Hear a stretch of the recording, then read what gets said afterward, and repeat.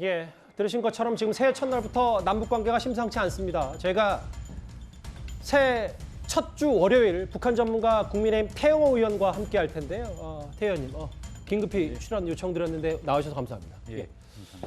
일단 한 해 마지막 날 그리고 새해 첫날 북한은 탄도미사일을 쐈고요. 그뿐 아니라 북한 김정은의 대남 메시지 수위도 한층 높아졌습니다. 화면부터 만나보겠습니다.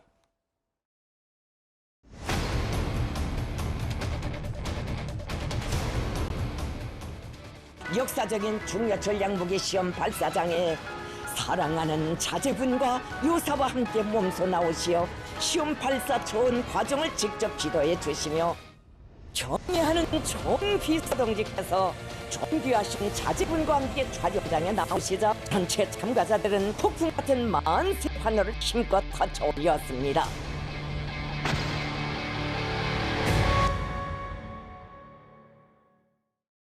태 의원님, 진짜 본론으로 가기 전에 왜 이렇게 김정은은 딸을 대동하고 나타나는 거예요? 예. 이 딸을 지금 이거 세 번째 나타나고 있는데 맞아요. 이 딸을 데리고 나오고 있는 문제에서 우리가 좀 들여다봐야 될 것은 김정은이가 지금 관심 가지고 있는 것이 딸이냐 아니면 미사일이냐라는 그렇죠. 걸 제가 이야기하고 싶은데 예. 최근 올해 들어와서 너무 미사일 발사가 빈번해지다 나니까 점차 미사일 발사에 대한 사람들의 관심이 예. 점점 떨어지고 식상해지기 시작한 이 시점에서 김정은이가 바로 딸을 짱 하고 데리고 나타났습니다. 그래서 바로 다시 또 전 세계적으로 미사일과 딸에 지금 이목이 집중되어 있는데요. 예. 그래서 결국 저는 이제 김정은의 관심은 여전히 딸에 있다. 이게 첫 번째고, 두 번째는 만약 그러면 김정은이 보여주고 싶은 것이 미사일이 아니고 딸이라면 예. 그러면 통상 우리가 딸들이 가고 싶어하는 곳, 아버지가 딸을 통해서 보여주고 싶어하는 건 뭐 놀이공원이라든지 미사일 시찰은 아니겠죠. 제일 싫어하는 게 딸들이고 괴물 같은 그런 미사일 광음이 울리는 그런 데인데 거기도 불구하고 딸을 데리고 간 겁니다. 그러면 이걸 통해서 김정은이가 주고 싶은 메시지는 뭔가면 예. 나도 그렇지만은 이 아버지가 이 미사일을 딸한테 자랑하고 싶을 정도로 나의 핵 포기 의사는 없다. 나뿐만 아니라 우리 딸대에 가서도 북한은 영원히 핵을 가지고 있을 거니 제발 담대한 구상이라든지 뭐라든지 해가지고 핵을 포기할 수 있다는 그런 기대는 하지 말라. 그러니 만약 앞으로 북한과 딜을 하려면 예. 결국은 핵 군축밖에 없다. 이런 메시지를 딸의 모습을 통해서 이해가 다시 한번 강하게 각인시키려는 것이다. 딸을 활용해서 뭔가 선전선동술, 그러니까 예. 본인이 예. 얼마나 핵이 중요한지 꼭 예. 후대에 물려주겠다. 대단히 이미지 선전선동이 좀 한 단계 업그레이드 된 거다. 저는 이렇게 보고 있습니다. 11살 딸까지 대동할 정도니까. 예. 태 의원님, 여기 화면을 같이 저하고 보실까요? 왜냐하면 예. 북한 김정은의 메시지 수위가 좀 높아져서 이번에는 예. 명백한 적은 남조선 우리다. 핵탄 보유량을 기하급수적으로 늘려라. 이런 메시지 과거에 보신 적 있으세요? 저 메시지에서 명백한 적이다. 저 표현은 뭐 북한이 내부적으로는 항상 우리 한국을 이제 주적으로 하고 있기 때문에 새로운 건 아닌데 예. 핵 보유량을 기하급수적으로, 저거는 아주 새로운 그 메시지고 또 대단히 비현실적입니다. 예. 이 세상에 핵탄두를 저렇게 기하급수적으로 짧은 시간에 급속히 생산할 수 있는 나라는 저는 없어요. 현실적으로 없죠. 예. 현실적으로 없습니다. 그럼에도 불구하고 저렇게 아주 비현실적인 표현을 쓴 것은 그만큼 김정은의 지금 인상에서도 볼 수 있는 것처럼 그 어떤 다급함에 김정은이 쫓기고 있다는 것을 우리가 볼 수 있습니다. 조급함 때문에 다급함 때문에 예. 뭔가 좀 더 과장하고 메시지를 세게 해가지고 세게 지금. 하자는 그런 데 있죠. 예. 물론 우리 군도 만일 북한이 핵 사용을 기도한다면 종말에 처하게 될 것이다. 이렇게 바로 우리 국방부도 맞받아쳤거든요. 이렇게 보시는 것처럼. 예. 뿐만 아니라요. 김정은 앞서 뭐 딸을 이용해서 선전선동한 거 아니냐. 새해 첫 대중활동으로는 조선소년단을 만났습니다. 화면 잠시 보고 오겠습니다. 앞날의 조선은 우리 소년단원들이 것이며 동무들의 모습에 조국의 내일이 비껴 있습니다. 김일성, 김정일 조선의 새 세대들에게 밝은 미래가 있으라.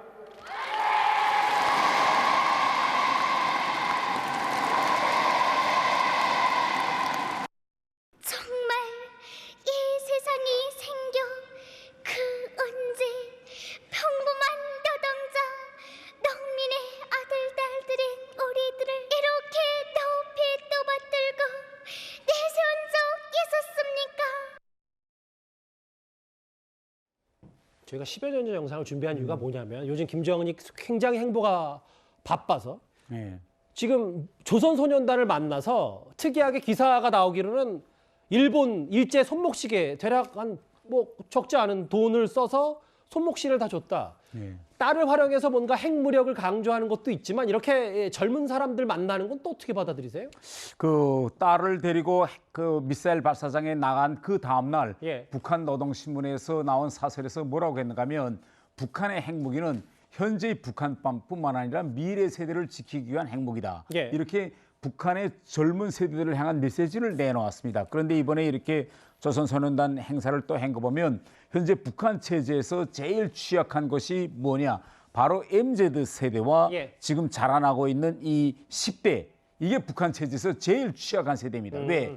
이들은 사상교육이 북한의 좀 덜 돼 있어서요? 사상 교육이 덜 돼 있을 뿐만 아니라 북한 체제에서 항상 이야기하고 있는 북한 시스템의 복지 사회의 피크를 한 번도 보지 못했어요. 아, 최근이나 또 강의를 통해서는 북한에 한때는 잘 사는 때도 있었다라고 했지만은 그들이 태어나서부터 본 이 북한은 못 살고 항상 가난에 쪼들이고 전기도 안 오고 제일 취약한 북한을 보호하기 때문에 앞으로 향후 김정은이가 북한 체제를 이끌고 나가는 데서 지금의 기존 세대가 다 죽은 이후에 북한 시스템에서 제일 지금 현재 취약한 김정은을 따라오지 않고 있는 이 10대와 그다음에 20대, 30대를 어떻게 이끌고 미래의 북한으로 갈 것이냐. 이게 북한의 김정은의 가장 큰 고충입니다. 그래서 손목시계까지 사준 거고요. 예. 10대한테 가장 중요한 게 그들이 마음 얻는 길은 우리 집에서도 애한테 용돈을 주거나 선물을 주는 거 아니겠어요? 결국은 취약계층 다독이기 위해선 김정은도 그래 손목시계 선물한 거고. 예.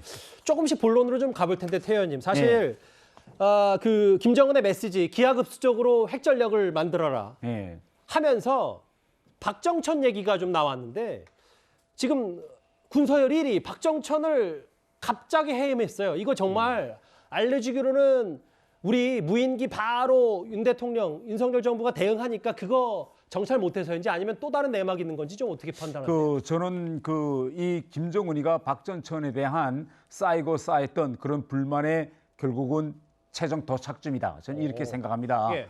예, 원래 이거 박정천은요 북한에서 포병사령관을 했습니다. 그래서 김정은이 대단히 이제 눈에도 들었고 또 북한의 일반 군사 간부들과는 달리 고속 승진한 이런 예. 사례였는데 올해의 우리 남북 관계에서 군사적 대결점에서 북한이 대단히 큰 취약점을 보여주는 사건이 몇 건 있었습니다. 예. 첫 번째는요.